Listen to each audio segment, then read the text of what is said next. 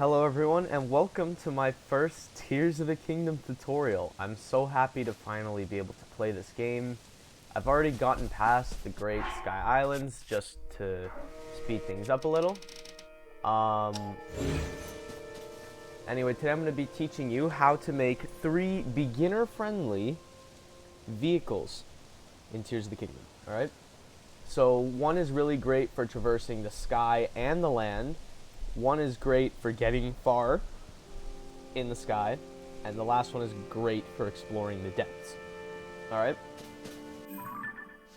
So I have unlocked all 3 areas, as you can see. I will be showing locations of some device dispensers to get some of these devices. That way it'll make your life a lot easier, and let's get right into it. So the first one I'm going to show you is going to be for traversing the sky. Alright? So the devices you want to take out are a wing, a steering stick, and 2 batteries. And if you're feeling adventurous, maybe a fan, but I don't want to waste energy too much. Or a rocket if you want to go really fast. Anything of the sort that can give you a little boost, right? You know what? I'll take out a fan. Why not? Alright, so now we have this stuff. The first thing you're going to do is you're going to take the wing and you're going to place it near a ledge. Near any ledge, it doesn't really matter. Alright? The second thing you're going to do is you're going to take the steering stick, and I feel like this is pretty self-explanatory. You're going to plop it right in the middle. Right in the middle. And it should auto-align itself pretty nicely, that way you can just get on the wing and start flying. The third thing you're going to want to attach is a fan. And you're going to rotate this facing backwards on the back of the plane. Right there. Alright? The fourth thing you're going to want is a battery. Now, you don't need the battery. I just recommend it because it's really great for making the wing last longer. And the fifth thing you're going to want is another battery if you want. Again, the batteries and the fan are entirely optional. I find they really help. And yeah, this is what it's going to look like. So if you want, you can go into auto build and just go ahead and favorite this by pressing Y. And it'll be saved up in the top as one of your favorites. You can only have 8 favorites at a time, so mind you, but you get the point. Now, how are we going to fly this thing if it's on the ground? You can obviously step on it and the fan will start pushing it off the cliff, but that'll waste durability on the wing. So what I like to do is activate Ultra Hand and grab onto it. Alright? Now I'm just going to push it really far out into the sky. Alright, really high up and really far out. I'm going to let it sit there for a bit, and then I'm going to slowly start pulling it back. Right? Until it's right in front of you, like this.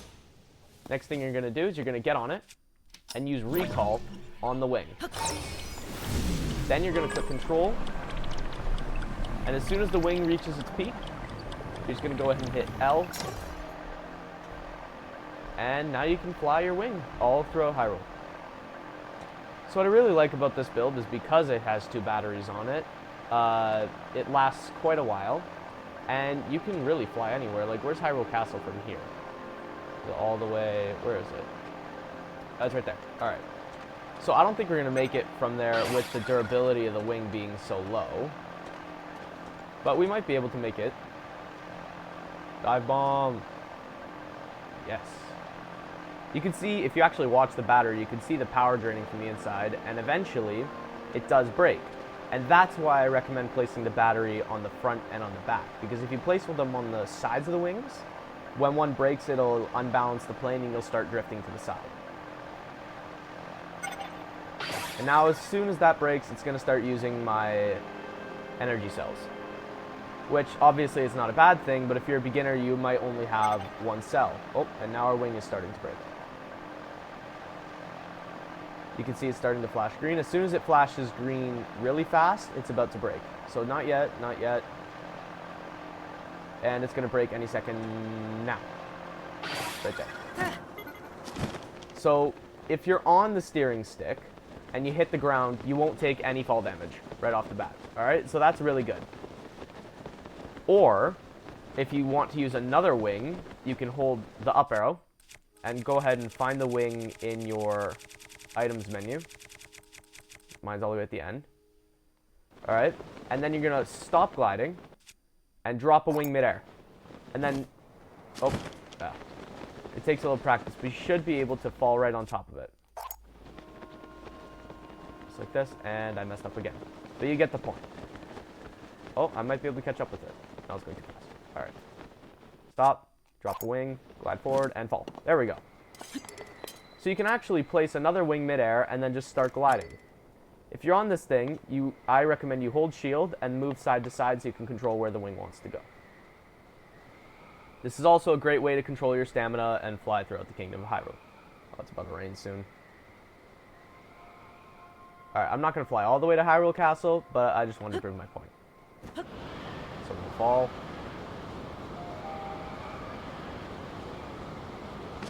And we're on the ground now. Alright, time for the second vehicle. This one is really great for traversing both in between the Sky Islands and sometimes on the land if you can maneuver it well enough. So for this one, you'll need only 2 fans and a steering stick. If you want to use a battery, you can, but it'll make the thing really heavy and hard to pilot, so I don't recommend it. Alright, so the first thing you're going to want to do, is you're going to take a fan, and you're going to place it fan side facing the ground. Make sure the ground is relatively flat. Then you're going to get behind the steering stick, you're going to pick it up, and you're going to place it on the side of the fan, tilted down a little bit. Alright, so I'm going to stick this on, and then I'm going to show you how it looks. I'm going to just stick it on like... You have to make sure it's really center, like this. It'll look something like that in the end. Then you're going to take this last fan, also fan side down, walk behind this so you can align everything properly, and then you're just going to want to stick it to the front of the steering stick. Just like this. Alright, now the whole thing should fall forward. If it's tilting to the side a little bit, it's probably because the ground isn't totally flat. And again, once you've built this, you can go into auto build and set it as one of your favorites. I already have. And I think this one's a little more aligned properly, so I'm just going to rebuild it like this. There we go. This is the second vehicle. This is an air motorbike. So once you get on this thing, it does consume battery fairly quickly, but you can go really fast. Especially for such a resource-friendly vehicle. And as I said, it does drain battery fairly fast, so if you have Zonai charges, I recommend using a few just to get where you need to go. Like, let's say I want to go to Lookout Landing. Alright, so we're just going to turn a bit. And we're going to go forward a bit, because once we're going forward, the fans actually push us really fast. Alright, we're going. Going. And look how fast we got here. And as I said, as long as you're controlling the vehicle on the steering stick, you won't take any fall damage. Alright? And now for the final vehicle. For this one, I think it'd be good to go down to the depths to show you how to do it. You know what, let's go by, which one would be the central light route? The one that you would get as soon as you go into the game. It would be this one.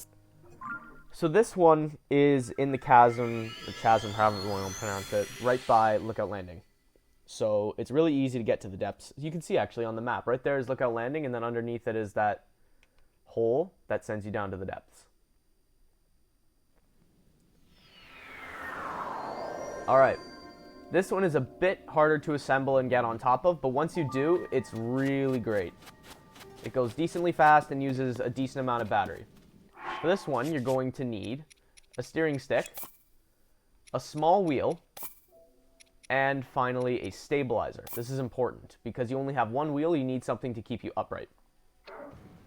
Alright, once you have these things, you're going to activate Ultra Hand, and you're going to place the wheel down on flat ground. Then you're going to take the stabilizer, and you're going to turn it so it's facing the proper direction. I might have trouble with this. There we go. The proper direction of the wheel. And you're just going to stick it on there. And finally, you're going to take the steering stick, tilt it sideways, or wrong way, tilt it downward, and then forward. So the bottom is facing the side of the stabilizer. Then you're just going to stick it on there like that. And of course, if you want to go ahead and favorite this in your auto build, You can do that. That way you can build it whenever. So if I want to, like, let's say I have the materials out. 1, 2, 3, build, and it'll do it right for me. Alright? So the way you're going to get on this one is a bit tricky. You're going to make it face you, and you're going to pull it in really close. Alright? As soon as you press B, you want to run up, jump on top of the wheel, and press A to control the bike. Alright? And there you go. Now you have a small little unicycle you can use for traversing the depths. It is a little bit hard to control, but obviously you'll get used to it eventually. The reason I like this one so much is because it uses very few supplies, it also uses very little battery. Oh, God. I'm terrible at driving this thing. But, like, there's a light route in the distance over there. There's also some kind of gloom monster that I don't really feel like approaching, but whatever. Is that a Gloom Frox or Gloom Talus? There's... Yeah, it's a Stone Talus. Okay. Get out of there. I hit a tree. Actually, this reminds me. Another great thing you can do with this, if you want to traverse the depths even easier, is get off of it, throw your weapon, and then find a Bright Bloom Seed. I'm gonna use a giant Bright Bloom Seed, and then you're just gonna throw it onto the bike. Nope, no. Stop. No. Oh, all right. It went far enough away from me that it stopped. All right. Pick it up. All this while the Stone Talus is chasing me. Get on it. I messed up. No. It's getting closer. I can feel it in the ground. Go. All right.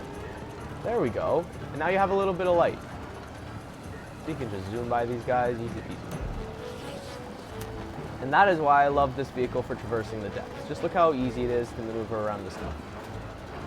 Left and right. And if you stick, like I said, a Bright Bloom Seed onto the machine, then you can easily just go through. Look at that. We've already found a new Bright Bloom Seed. So we're going to go ahead and stop the car right about here. And easy. Alright, let's just skip that. Oh, this one actually gave me a decent amount of light. Perfect. Alright, now for the locations to get these materials. So most of them you can get in the Kingdom of Hyrule, but some of them can be found in the sky. In the device dispenser over by Tarrytown, you can get the small wheel and the steering stick. You can also get a lot of fans, rockets, balloons, stuff like that.